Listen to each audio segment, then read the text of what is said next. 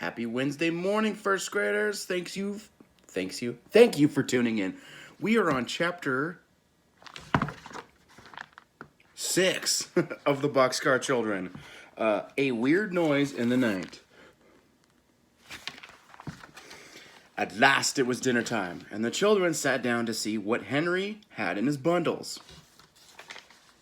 I bought another loaf of brown bread at the store, said Henry, and some more milk. Then I bought some dried meat because we can eat it in our hands. And I bought a bone for Watch. Watch looked hungry at the bone and lay down at once to eat it. Jessie got out 4 cups and bowls and put some milk into each one. Then the children put in little pieces of brown bread and began to eat it with their spoons. What fun, cried Jessie. Eating with spoons. Now tell us what you did in town, Henry. Henry began. The town below this hill is Silver City. I saw the name on a sign. I went into the town and walked along the first street I came to. It was a nice street with big houses and flowers and trees. I saw a man out cutting his grass. He's a good man too, I can tell you, a doctor. Did you work for him? Asked Jessie. Yes, said Henry. He was very hot, and just as I came to the house, his bell rang. He started to the house, and I called after him, asked him if I could cut the grass. He said, yes, I wish you would. You see, he wasn't used to cutting it himself. So I cut the grass, and he said, good for you. Do you want to work every day? And he said he had never had a boy who cut it as well as I did. If you're looking at his lawnmower, it's one of those old school ones that it just has blades that turn. There's no power or gasoline. You just push it, and it cuts the grass just with blades. So there's no motor, no engine, so that takes a lot more work. And you gotta have sharp blades too. So, oh, Henry, cried Violet and Jessie. I told him I did want to work, and he told me to come back this afternoon. He has a pretty house and a garage and a big vegetable garden. Then he has a lot of cherry trees behind the house, a cherry orchard. You should see the beautiful big red cherries. Well, when I was cutting the grass near the kitchen, the cook came into the kitchen door and watched me. She is very big, Henry laughed. She asked me if I like cookies. I said I did, and she gave me one. What did you do with it? Asked Benny hungrily. When she went back into the kitchen, I put it in my pocket, said Henry, laughing. Did she see you? Cried Jessie. Oh, no, said Henry. I played I was eating it. For a long time, I carefully ate away on nothing at all. Benny began to look at Henry's pocket. It did look very funny. Henry went on. When I came home, the doctor gave me $1, and the cook gave me this bag. Henry laughed at Benny and pulled the bag out of his pocket. In it were 10 delicious brown cookies. Oh, cried Benny. Please, Jessie, let's have cookies for dinner. Yes, indeed, said Jessie. Then Henry opened his last bundle. I thought we ought to have a tablecloth, he said, so I got one at the store. But it wasn't hemmed. Violet begged, oh, let me hem it. She took her scissors out of her work bag and cut the 2 ends even. But before she began to hem the pretty blue tablecloth, she helped Jessie wash and rinse the dishes and put them away. Benny helped too. When Henry said goodbye and went back to town, the children were all looking very happily. Watch was trying to make a hole with one paw to bury his bone in. I'll help you bury your bone, Watch, said Benny. Oh, no, Benny, said Jessie. Watch wants to bury his bone himself. You come and help me. I'm going to make a broom for the house. For a little while, Benny ran around to find sticks for the broom, but he soon went to sleep on the ground with the dog for a pillow.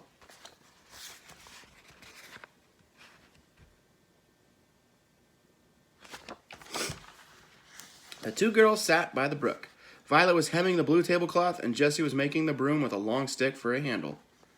When Henry came back at supper time, the broom with its long handle stood in the kitchen, and the new tablecloth was hemmed. Henry admired the broom with the tablecloth. Then he gave Jessie a small bundle. Oh, butter, cried Jessie, her eyes shining. It was butter, yellow and sweet. The 4 children had not had any butter for many days. At last they sat down to their fine supper. Now this spoon is a magic spoon, said Henry. Turn it around and use the handle. It is a knife. He showed Benny how to put the butter on the brown bread with his magic knife. With dried meat, bread, and butter, milk, and cookies, The children cannot ask for a better supper. What did you do this afternoon? Henry asked Jessie. Well, I washed the doctor's car, said Henry. Then I washed the walks and the windows. Tomorrow I'm going to work in the garden. Then he looked at the brook. Oh, how I would love to have a swim in that nice cold water. Henry was hot and sticky as he looked at the waterfall. Maybe we could make a swimming pool, he said. We could build a dam out of logs. Oh, yes, we could, said Jessie.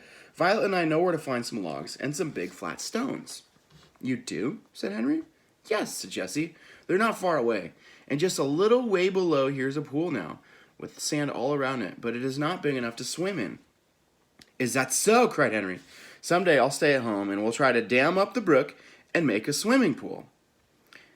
So I don't know if you know this, but a dam is when you take like a river and you take like big logs, rocks, and you put it in the river, and then it dams the river. It prevents the water from going through all the way, and then it makes the water bigger before the dam. So I think they're going to try to make a pool. Beavers build dams. So do humans. Where did I leave off? You can have my wheels, said Benny. Good, replied Henry. I'll make you a little cart with the wheels. Benny and you can carry stones in it. Yes, said Benny, I will. Come now, we must go to bed, said Jessie. The children were all glad to go to bed. They stood on the stump and climbed into their new house, and they all went to sleep but Henry. He was thinking about the new swimming pool. All at once he saw that Watch was not asleep. Henry patted the dog and said, Lie down, Watch. But Watch did not lie down. He began to growl softly. Shh, said Henry to the dog. He sat up. Jessie sat up. What is it, Henry? She whispered. I don't know, replied Henry. He was frightened. I think Watch hears something in the woods. Let's close the door, said Jessie. I'm afraid. The two children closed the heavy door softly. Then they sat still and listened, but they did not hear anything.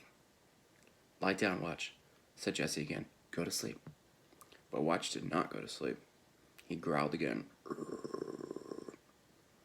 Maybe someone is in the woods. Maybe someone wants to hide in this car, whispered Jessie. Maybe, said Henry. There's something out there that the dog doesn't like. Then they heard a stick crack, and Watch barked. Oh, shh! Jessie put her hand over his mouth. If there's something out in the woods, he knows that there's a dog in this boxcar, said Henry. He took the new broom in his hand and waited. But nothing came, nothing at all. The two children waited and waited. Violet and Benny slept through all of it. Going to open the door now, said Henry. They opened the door softly and then listened. The dog sniffed a little. Then he turned around 3 times, then laid down. He put his head on his paws. It must be all right now, said Henry.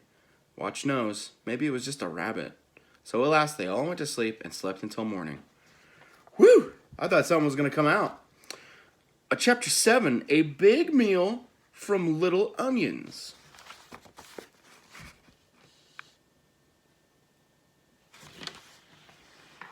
The next morning, Jessie and Henry talked about the weird noise. They did not tell Violet or Benny.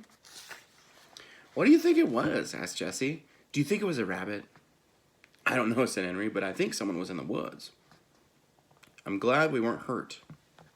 Someone must have stepped on a stick and made it crack. What shall we do? Asked Jessie. Nothing, said Henry. Watch is a good watchdog. He loves us now, and if anyone tried to hurt us, Watch would take care of us.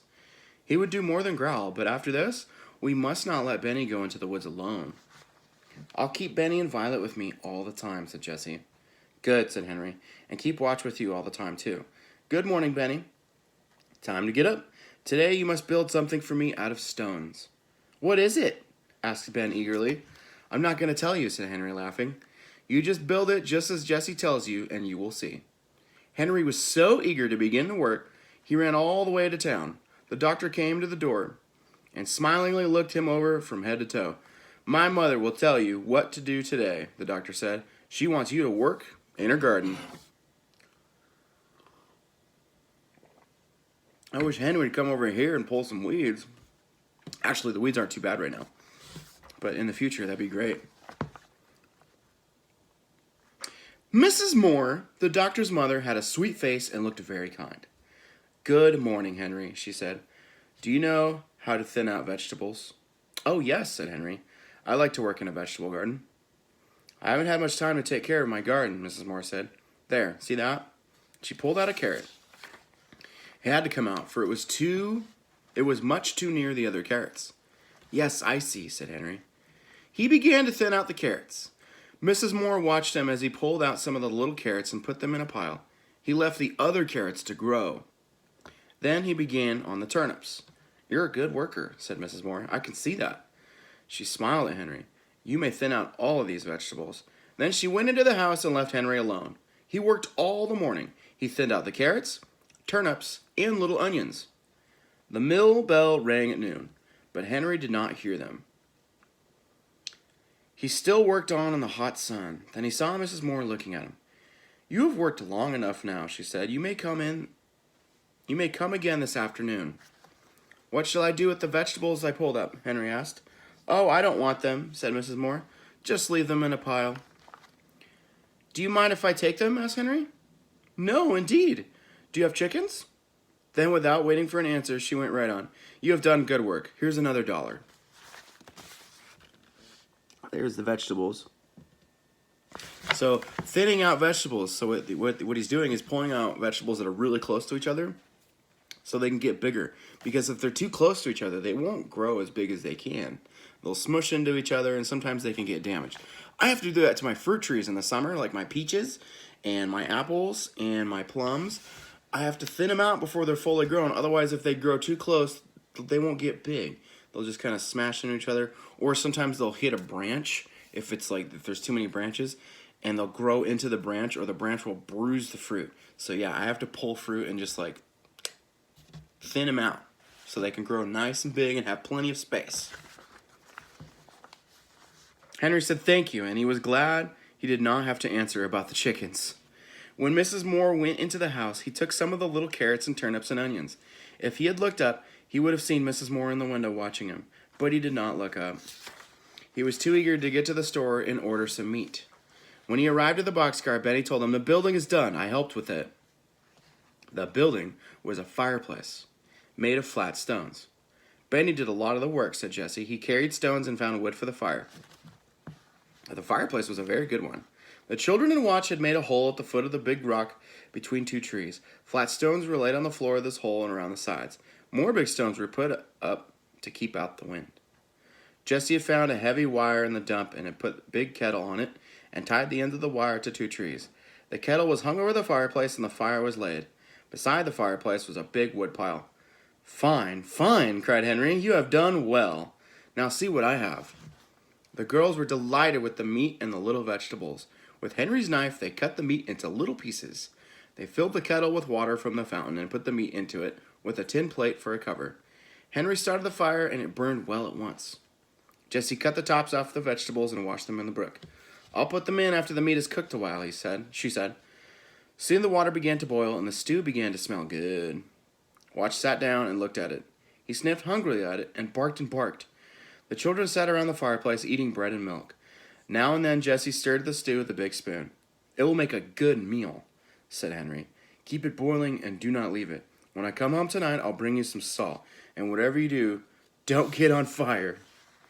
Violet pointed to the pitcher and teapot that she had filled with water.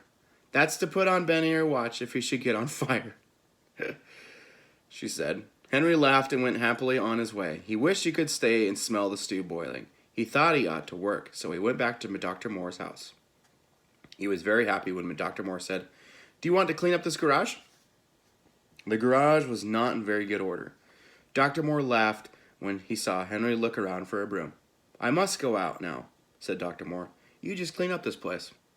Henry began at once. First, he opened up all the boxes. On the biggest box, he painted the word tools with a long-handled brush and a can of paint he had found. On another box, he painted nails. Then he picked over things and he put the tools in the toolbox and the nails in the nail box. This was fun for Henry because he liked to get things in order. Henry found a lot of nails that were bent and covered with rust. He put them in his pocket. "I'll ask the doctor for these bent nails," he said to himself. "They're no good to him, but they're fine for me. I can use every old nail I get." Then he washed the floor and washed his paintbrush. When Dr. Moore came home, he found Henry putting brushes, paint cans, and other things on the shelf. My, he cried. He looked at the garage and laughed and laughed. He laughed until his mother came out to see what was laughing at. Look, Mother, he said, look at those tools. Look at the shelf. Look at my hammers. 1, 2, 3, 4 hammers. Your hammer, my hammer, and 2 other hammers. They were all lost. Can you use a hammer, Henry? Yes, indeed I can, said Henry. Take this one, said Dr. Moore. You found them all. Ah, thank you, said Henry. He showed the doctor the bent nails and was told he could have those too. He could hardly wait to start home because he was so eager to show Benny and his sisters his new hammer and nails. Tomorrow will be Sunday, said Dr. Moore. Will you come again the next day? Oh, yes, replied Henry, who had lost all track of the days. The cherries must be picked, said the doctor. He looked at Henry in a weird way. We could use any number of cherry pickers if they were all as careful as you. Could you? Asked Henry eagerly. Well, I'll come. So the three said goodbye, and Henry started for home. He had another $1, a pocket full of old nails, a hammer, and a pile of vegetables that he had left at noon. On the way home, he bought some salt. When he arrived at the boxcar, he began to smell a delicious smell. Onions, he shouted, running up to the kettle. I do like the smell of onions. I like the turnips best, said Violet. Jessie took off the cover carefully and stirred in the salt, and Henry sniffed the brown stew. It was boiling and boiling. A ladle of all things, cried Henry. Where'd you get it? I found a tin cup in the dump, said Jessie. We used a long stick for a handle and tied it to the cup with a piece of wire. It makes a fine ladle. She ladled out the stew into plates and bowls and put a spoon in each one. Oh, said Benny, I am so hungry. I must eat my supper. The meat was well cooked and the vegetables were delicious. Violet passed her plate for more turnips. I would like some more onions, said Henry. All the children ate until they could not eat no more. That was the best meal I ever ate, said Jessie. Me too, said Violet. I have time tonight to make Benny's cart, remarked Henry. We'll want a cart. Will you make it with my wheels, asked Benny. Yes, with your wheels, answered Henry. But you must cart stones in it when we get it done. Or rocks or anything. Tomorrow will be Sunday and I can stay home. Henry went on. Do you think it's all right, Jessie, to build the dam for a swimming pool on Sunday? Yes, I do, said Jessie. We're making the swimming pool so that we can keep clean. Henry began happily to hammer out the bent nails with his new hammer. Soon he had some good nails. You and I will go find some boards, Benny, he said. Come on. Soon the boys came back with some boards from the dump. Henry sat down and began to make the cart. He could not see very well because it was getting dark and there was no moon. But at last the cart was done and he gave it to Benny. Thank you, said Benny politely. After his sisters had admired the cart, Benny pulled it around just for fun. Then Henry put it in the boxcar for the night. Henry said to Jessie, I hope we do not hear that weird noise tonight. I hope not too, said Jessie. Then she laughed. Look at Benny, she said. He has gone to sleep with his hand on his cart. Henry laughed too, but he laughed at himself because he was going to sleep with his new hammer under his pillow. And that is the end of Chapter 7. First graders, thank you for tuning in. I'm sending out an email today about our Zoom meeting tomorrow. I'll let you know what you need in that email. And I'll remind you again tomorrow about it in this video if you watch tomorrow as well. We're almost done with the boxcar, children. Well, actually, gosh, we're barely halfway. So I'm hoping we'll be done with it by Friday. But yeah, good book so far. Hope you're enjoying it. I hope you have a good day today. It is kind of raining outside. Looks like we got another day that's going to be rainy this week. I think Friday's supposed to be rainy, and then I think finally we're going to get some dry weather. I'm waiting to wash my truck, but I'm not going to wash it because it sits outside. And yeah, so that's my day. I hope you guys have a good day. Thank you for tuning in. I will see you tomorrow.